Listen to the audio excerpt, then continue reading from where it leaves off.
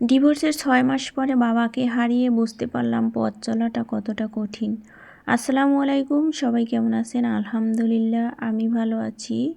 আসলে বাবা নামক ছাদটা যে সন্তানের মাথার উপরে নেই, সেই জানে যে বাবা নামক ছাদটা কতটা জরুরি একজন সন্তানের জন্য। তা আমিও সন্তানহারা স্বামীহারা এক ব্যক্তি, যে কিনা আজ নিজের পথ চলার জন্য নিজেকেই যুদ্ধ করতে হয়, নিজের জীবনের জন্য জীবিকার জন্য নিজেকেই যুদ্ধ করতে হয়। ডিভোর্সের ৬ মাস পরেই বাবাকে হারিয়েছি, আর বাবাকে হারিয়ে বুঝতে পারছি যে জীবনের পথটা কতটা কঠিন আর জীবনটা কতটা কঠিন। যখন নিজের দায়ভার, সন্তানের দায়ভার নিজের উপর পড়ে, তখন বোঝা যায় আসলে একটা মেয়ে মানুষের জীবন কতটা কঠিন। একটা মেয়ে মানুষের পথ চলায় সন্তান নিয়ে যদি পাশে বাবা না থাকে, স্বামী না থাকে, তাহলে সে জীবনটা কতটা কঠিন এটা বলে বোঝানো যাবে না। তো যাই হোক, অনেক আগেই ইচ্ছা ছিল লেখাপড়ার জীবনে যে সেলাইয়ের কাজ শিখবো, কিন্তু তার হয়ে ওঠেনি। হঠাৎ করে বিয়ে হয়ে যায়, তারপরে বিয়ের পরে আর হাজবেন্ড তেমন একটা কাজের প্রতি কোনো ইন্টারেস্ট ছিল না। সে বলতো যে তোমার কাজ শেখার কি দরকার আছে, কাজ শিখলে মেয়ে মানুষের টাকা হলে মেয়ে মানুষ খারাপ হয়ে যায়। আসলে টাকা হলে মেয়ে মানুষ খারাপ হয় না, পুরুষ মানুষ খারাপ হয়ে যায়। তার বাস্তব প্রমাণই আমি, যে কে খারাপ হয় বা কারা খারাপ হয় না।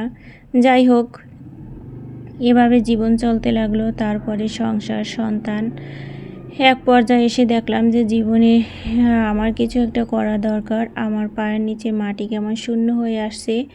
তারপরে অনেক প্রতিকূলতার মাথায় নিয়ে কাজটা শিখলাম, সেলাইয়ের কাজটা। সেলাইয়ের কাজ শিখতে শিখতেই জীবনের পথটা যেন আরও কঠিন হওয়া শুরু করলো। জীবন মনে হলো যে আসলে কোথায় গিয়ে দাঁড়াবো, কী করব, কী হবে, চিন্তাভাবনা কখনো করতেই পারতাম না। পরিকল্পনা ছাড়াই জীবনের একটা কোনো কাজে আগানো যায় না বা কিছু করা যায় না।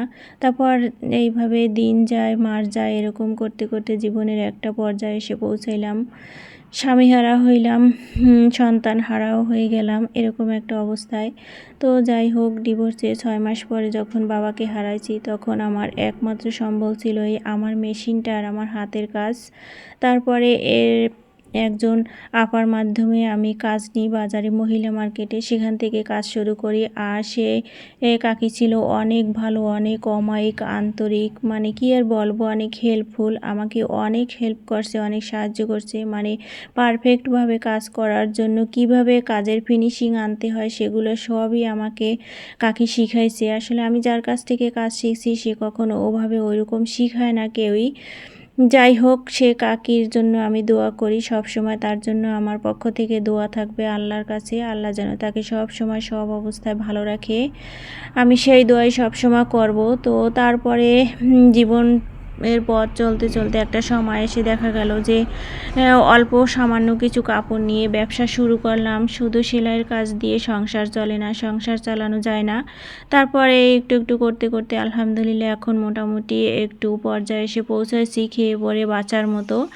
যাই হোক, রোজার আগে কাপড় শেষ হয়ে গেছিলো। রোজার আগে কিছুটা কাপড় আনা হয়েছে, নিজের কাছে সামান্য কিছু টাকা ছিল, কিছু ধার দেনা করে তারপরে কাপড়গুলো আনা হয়েছে। তো এবারে কাপড়গুলো আম্মুকে দিয়েই ওপেনিং করাইলাম। পার্সেলটা সব সময় আমিই করি, দেখা যায় আম্মু তো সব সময় আমার কাছে থাকে না, এই জন্য আমারই সব সময় করা হয়। তো এবার বললাম, আম্মু আপনি যেহেতু আমার সাথে আছেন, আমার শরীরটাও ভালো ছিল না, ভালো নেই। তো চলে গেলাম আম্মুকে নিয়ে সে পার্সেল নিয়ে আসার জন্য। এটা ছিল রোজার কয়েকদিন আগে। তো আম্মুকে দিয়ে পার্সেলটা ওপেন করাইলাম। আর এবারে কালেকশনগুলো আলহামদুলিল্লাহ মোটামুটি ভালোই ছিল। যেহেতু আমি যাইনি বা যেতে পারিনি, টাকার পরিমাণ কম ছিল, দেখাই যাচ্ছে যে কাপড়গুলোও কম ছিল। তো আমি যে দোকান থেকে আগে কাপড় নিয়ে আসছি, সেই দোকানেই কল দিয়ে ভিডিও কলে আমি কাপড়গুলো দেখে তারপরে নিয়ে আসছি। যেহেতু আমার পক্ষে যাওয়া সম্ভব ছিল না, আর অত দূরে যেতেও আমার একা যেতে পারি না, দুইজন লাগে। আর দুইজন যাতায়াতের জন্য অনেক খরচ, ঢাকা থেকে নারায়ণগঞ্জ যাওয়া। সেজন্য এবার আর আমি যাইনি, আমি ভিডিও কলে কাপড় দেখে তারপর নিয়ে আসছি। তো আপনারা সবাই বলবেন যে আমার কাপড়গুলো কেমন হয়েছে, আর সবাই আশা করি আমার পাশে থাকবেন। আমার এই অসহায়ত্বের জীবনকে একটু সহায়তা দেওয়ার জন্য আপনারা সবাই আমার পাশে থাকবেন, সবার কাছে আমি কৃতজ্ঞ থাকবো তাহলে। তো আর আমার ভিডিওটা কেমন লাগছে অবশ্যই আপনারা সবাই কমেন্ট করে জানাবেন।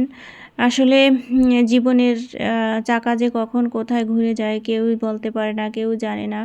তো সেরকম কখনো ভাবিনি জীবনে এমন একটা পর্যায়ে এসে দাঁড়াতে হবে, এখানে মানে আসতে হবে, বুঝতেই পারিনি যে এভাবে জীবনযাপন করতে হবে, নিজের জীবনের দায় নিজেকেই বহন করতে হবে। আসলে একটা মেয়ে মানুষের জীবনের দায় বহন করা যে কতটা কঠিন একটা মেয়ে মানুষ তা জানে, যার জায়গা থেকে সেই বোঝে। আসলে নিজের জায়গা থেকে অন্যের অবস্থান কখনোই, পরিস্থিতি কখনোই বোঝা যায় না, কেউ বোঝে না। আসলে দূর থেকে অনেকে অনেক কিছু বলতে পারে, অনেক কিছু ভাবে, অনেক কিছু বুঝতে পারে। আসলে এই বোঝা, ধারণা করা আর এগুলো চিন্তাভাবনা করলে নিজের জীবন চলে না, নিজের জীবন চালানো যাবে না।